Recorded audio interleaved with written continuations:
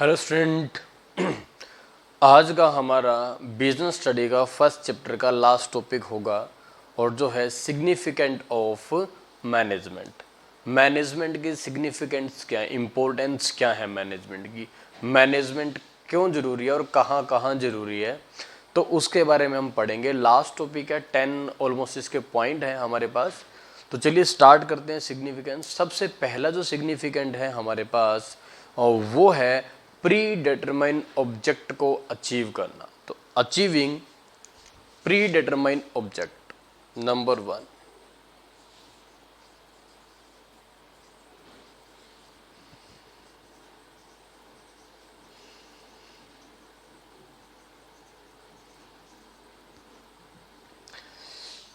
Achieving pre determine objective.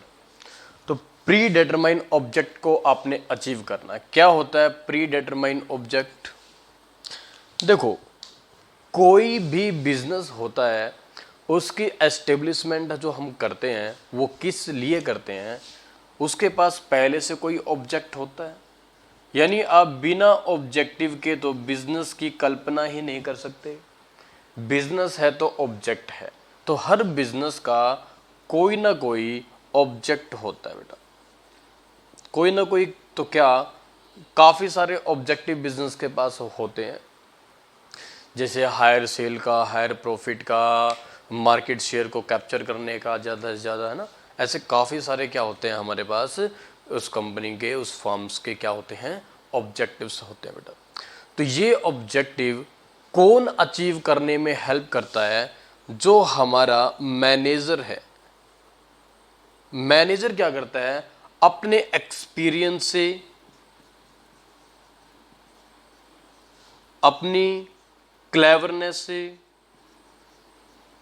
अपनी experience, expertise से बोल देते हैं हम, का यूज करके, अपने एक्सपीरियंस का, अपनी क्लेवरनेस का, अपनी एक्सपर्टीज का यूज करके वो क्या करता है, बिजनेस के लिए अच्छी प्लानिंग बनाता है, बिजनेस के लिए ऑर्गेनाइजिंग करता है,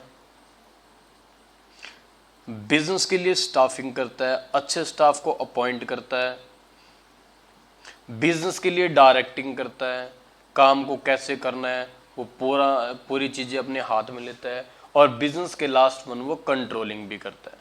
यानी 5 फंक्शन ऑफ मैनेजमेंट डन करता है वो, किसके लिए? ऑब्जेक्टिव को पूरा करने के लिए।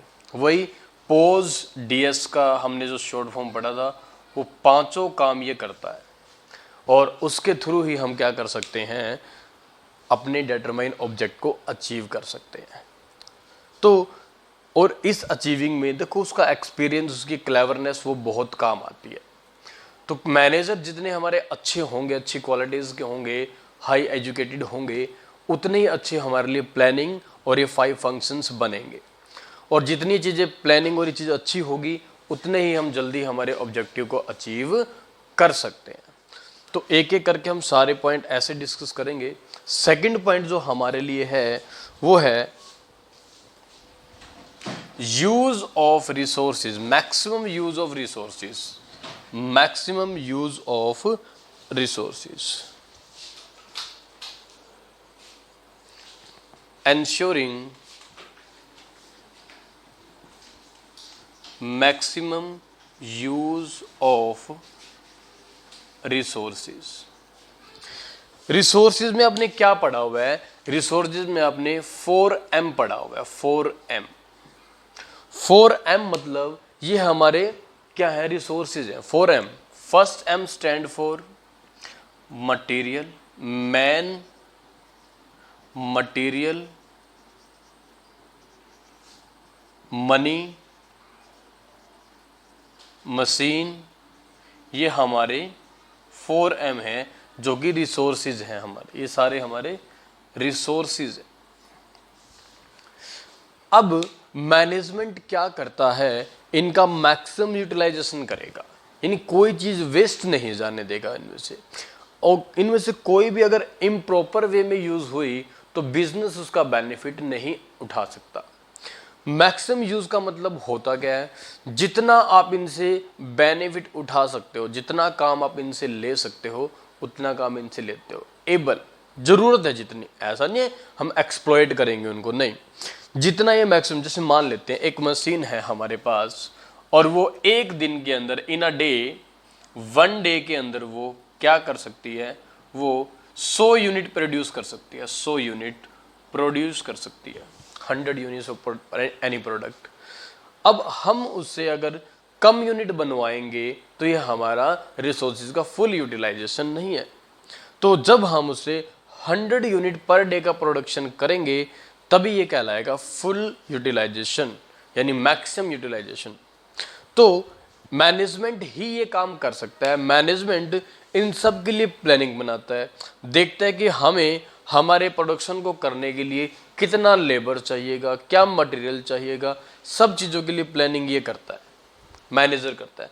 यानी अच्छी मैनेजमेंट के जरिए ही हम क्या कर सकते हैं, अपने रिसोर्सेज का मैक्सिमम यूटिलाइजेशन कर सकते हैं थ्रू गुड मैनेजमेंट। तो मैनेजमेंट ही हमें क्या करके देता है, मैनेजमेंट ही हमें रिसोर्सेज को मैक्सिमम यूज करने का चांस देता है।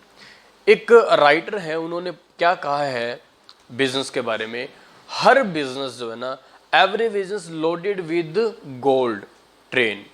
हर बिजनेस के अंदर क्या होता है, ट्रेन भर के सोने की आती है और उस सोने की ट्रेन को आप कन्वर्ट करने के लिए सोने के अंदर आपको अपने रिसोर्सेज को क्या करना पड़ेगा, मैक्सिमम यूज करना पड़ेगा, नंबर 1। नंबर 2, जो वेस्टफुल एक्सपेंस हैं, जो आपके यूजलेस एक्सपेंस हैं, यूजलेस जो आपके एक्सपेंस हैं, उनको आपने एंड अप करना पड़ेगा बेटा, क्लोज करना पड़ेगा, बंद करना पड़ेगा, खत्म करना पड़ेगा।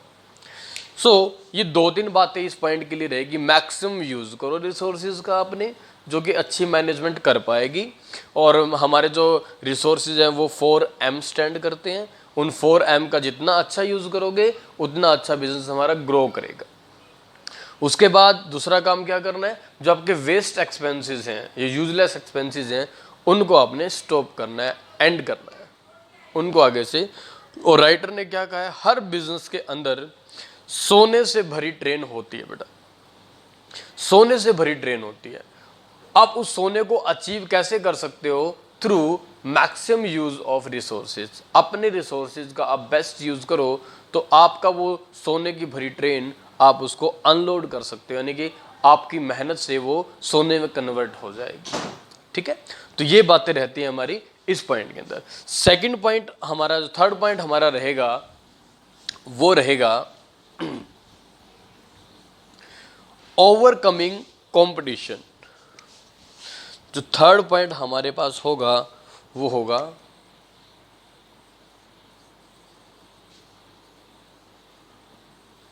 ओवरकमिंग ऑन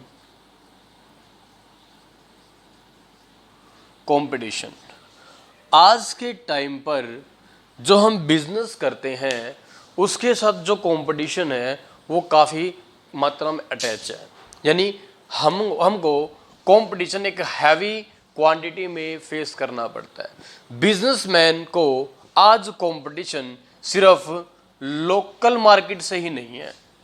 जो लोकल हमारी मार्केट है, आसपास के एरिया को लोकल मार्केट बोल देते हैं हम। लोकल भी अपने कंपटीशन मिलता है, हमको नेशनल लेवल पे भी कंपटीशन फेस करना पड़ता है, हमको इंटरनेशनल लेवल पे भी कंपटीशन फेस करना पड़ता है। और यहाँ पर आगे निकलने के लिए आपको गुड मैनेजमेंट की ज़रूरत है। इस कंपटीशन से कैसे पार पाया जाए, इसके लिए आपको क्या करना पड़ेगा, अपनी प्लानिंग को अच्छा बनाना पड़ेगा। और कंपटीशन में सिर्फ एक ही चीज़ आपको आगे लेके जाती है, और वो लेके क्या जाती है, प्राइस ऑफ यूर प्रोडक्ट। आपके प्रोडक्ट का क्या प्राइस है वो कंपटीशन में आपको आगे लेके जाएगी। अगर आपका बहुत ज़्यादा प्राइस है आपके प्रोडक्ट का तो कहीं ना कहीं लोग सस्ती चीज़ों की ओर शिफ्ट हो जाएंगे, आपका प्रोडक्ट नहीं खरीदेंगे। तो आपको क्या करना पड़ेगा, अपने प्राइस को कम करना पड़ेगा, और प्राइस कम नहीं हो सकता विदाउट रिड्यूसिंग द कॉस्ट। तो आपको अपनी जो कॉस्ट है वो क्या करनी होगी, रिड्यूस करनी होगी।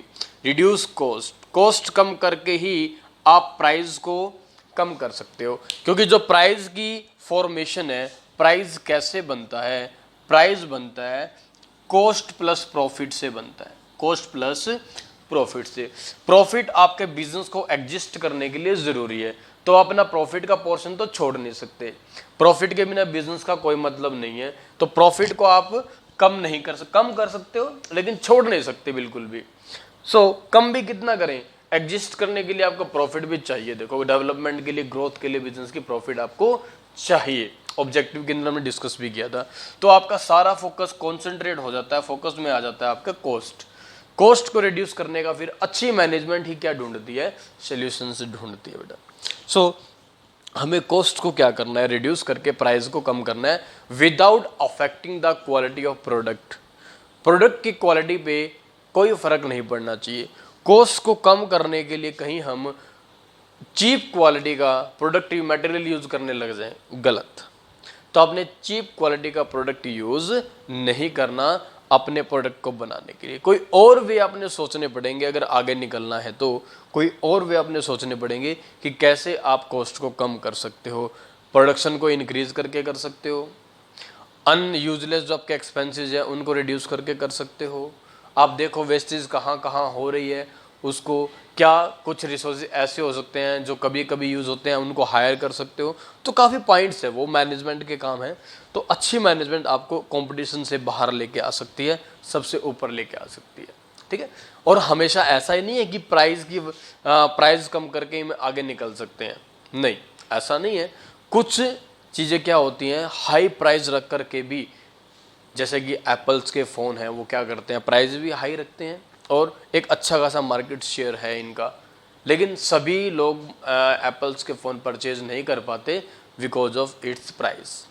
तो एप्पल भी अगर रिड्यूस प्राइस करेगा तो वह एप्पल का एक अलग ही सोच है। एप्पल अपनी मार्केट कैप्चर, वो सबको फ़ोन नहीं बेचना चाहता, वो जिन लोगों को बेचना चाहता है हाई प्राइस के ऊपर बेचना चाहता है, वो अपना प्रॉफिट एक्वायर वैसे ही कर लेता है, क्योंकि बनने में, मैन्युफैक्चरिंग में वही खर्च आता है, लेकिन सेफेस्ट माना जाता है एप्पल का फ़ोन यूज़ करने के लिए।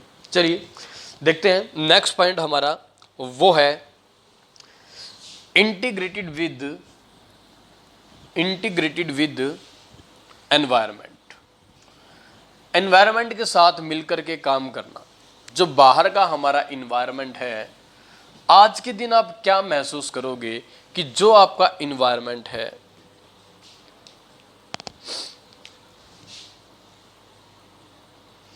तो integrated with changing environment.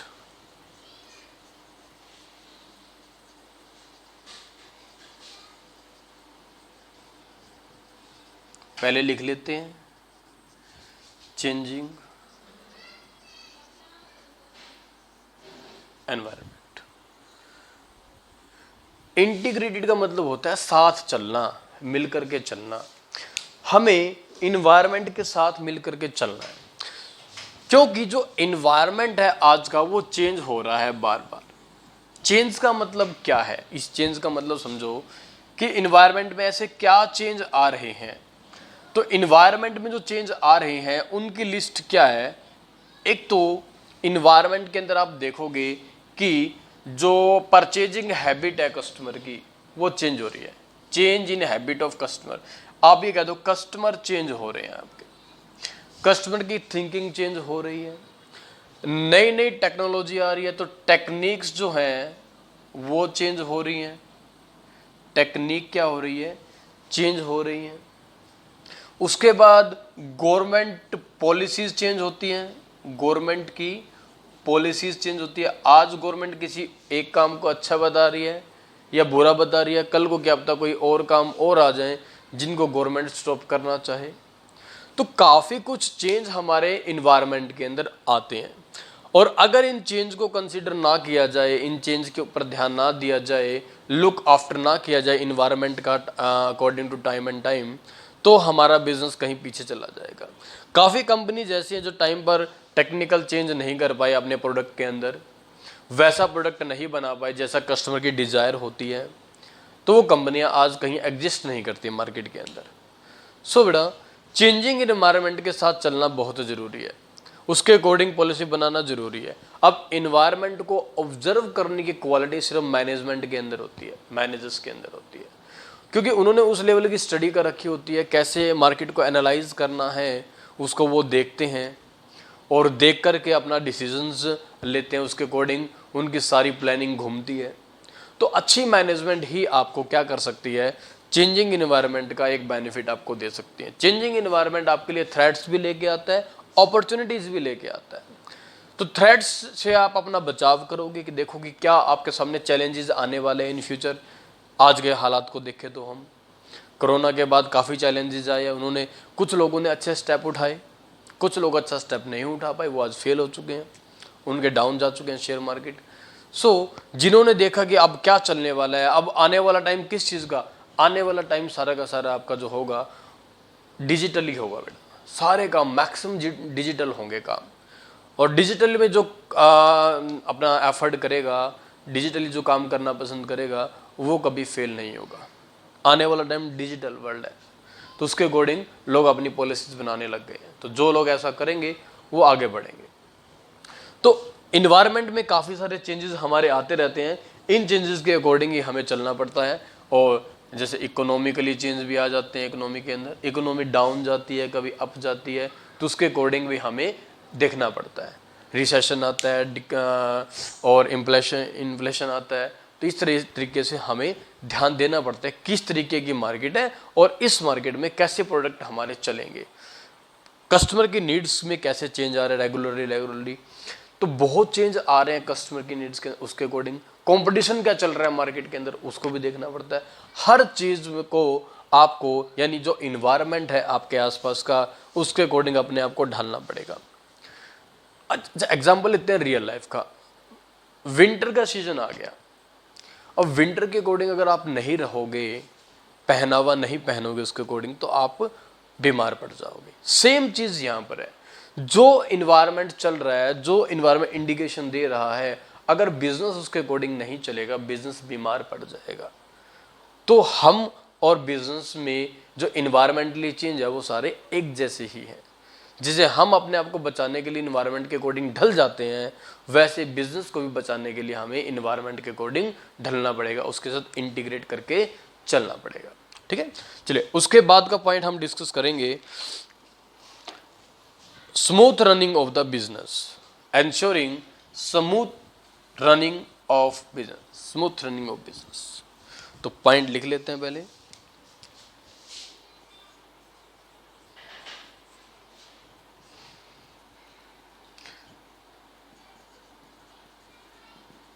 Running of business,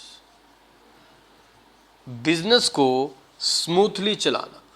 business को स्मूथली चलाने का मतलब सिर्फ इतना ही है, इन लार्ज स्केल लिख लो साथ में, in large scale. Large scale का मतलब समझते हो, बड़े लेवल के ऊपर काम करना। लेवल आपका काम करने का हाई होगा, बड़ा होगा।